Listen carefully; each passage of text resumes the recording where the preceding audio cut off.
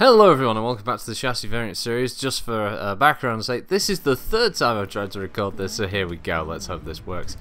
This is the 2C4 of the Warhammer IIC models. This is a slight redesign of the Clan Diamond Shark version that was created out of the 2C3.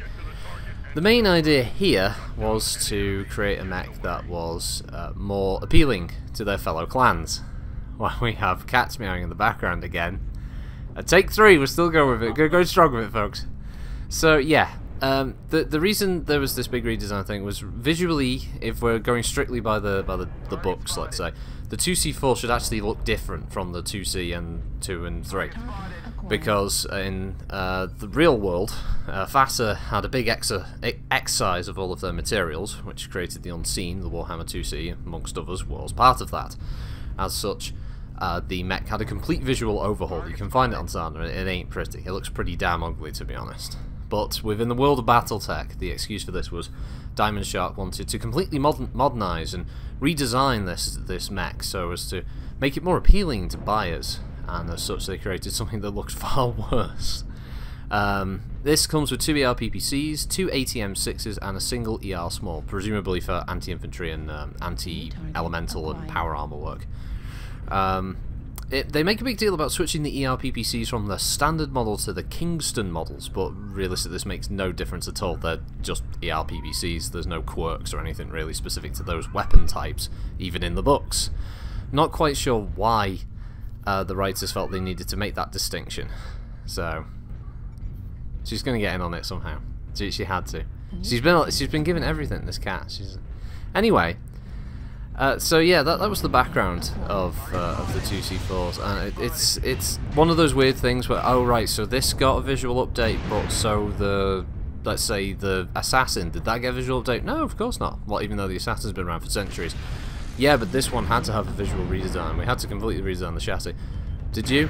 Why? Oh, reasons. Yeah, it doesn't make sense, but obviously in the background, yes, it makes sense. In the world of Battletech, why doesn't every mech get a visual upgrade and redesign as they advance with new technologies?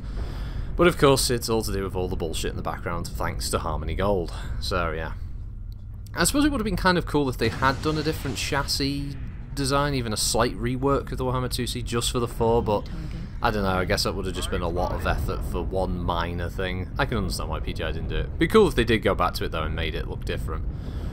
So yeah, this one, I didn't really feel this one as much. The other two felt like they had more of a strict role, you know, a style of play. This one's definitely more in the middle of the other variants that have been produced. This has 4 energy and 4 missile hardpoints, and as such is the most balanced of them.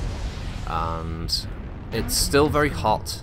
It still suffers from a lot of the issues with the ERPPC use. There's not enough heat sinks in the things by default.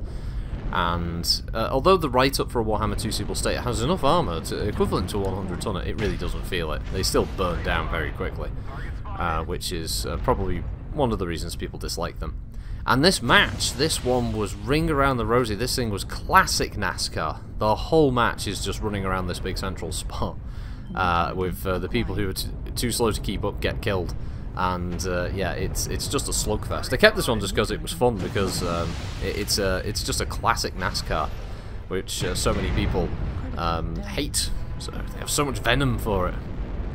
It's just the state of the game. I don't know really. I don't know where NASCARing first really began. I don't know if it was because there was a lack of objective modes or objective play, or whether that just became the standard once people twigged that the slower mechs will be at the back, so if we just run around them then we can hit them in the back, or what. I don't know whether it's the map design. I guess it's a whole mix of things really that encourages this style of play, but it is a very easy style of play to fall into. And I suppose if you're in a group, I guess Group Q creates different types of play compared to playing on your own, where there's obviously a real lack of communication sometimes, so people tend to just kind of follow the pack, because, let's face it, splitting from the pack is definitely going to get you killed instantly. So you have to stay as a group, and if the group's running around in the circle, you're all going to run around in a circle. Maybe, although I see it in group play, maybe in group play it's a little less prevalent, but it still doesn't remove the fact that it's just what MechWarrior is. You know, it is still literally just You find the spot, both teams engage, and then it's whoever can run around the longest and kill the other guys first is the winner.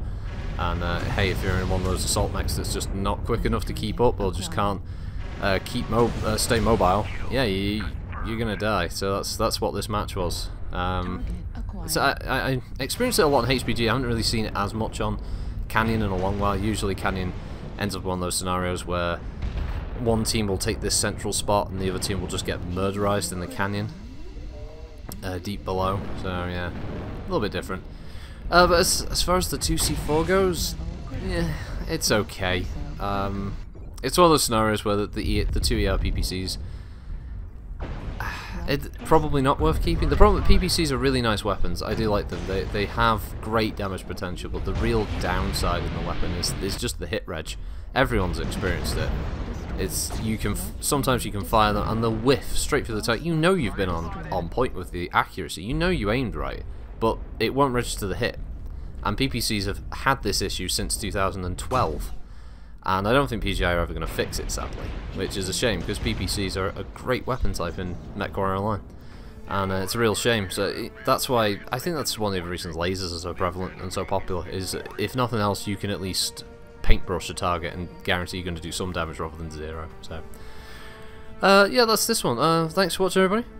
You all have a good week, and I'll see you next time. I'm sure Hebe would say bye if she could stick around after meowing her ass off on the stairs. Mouthy, fluffy cow.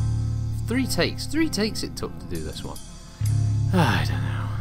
Yeah, some people seem to enjoy calling her Empress Hebe. I don't know what sort of. Before that, it was Sooty, but you know, cut her out of the first one. I had to redo that one. I was really happy with the first. Oh god, she's there at the end as well. God damn it.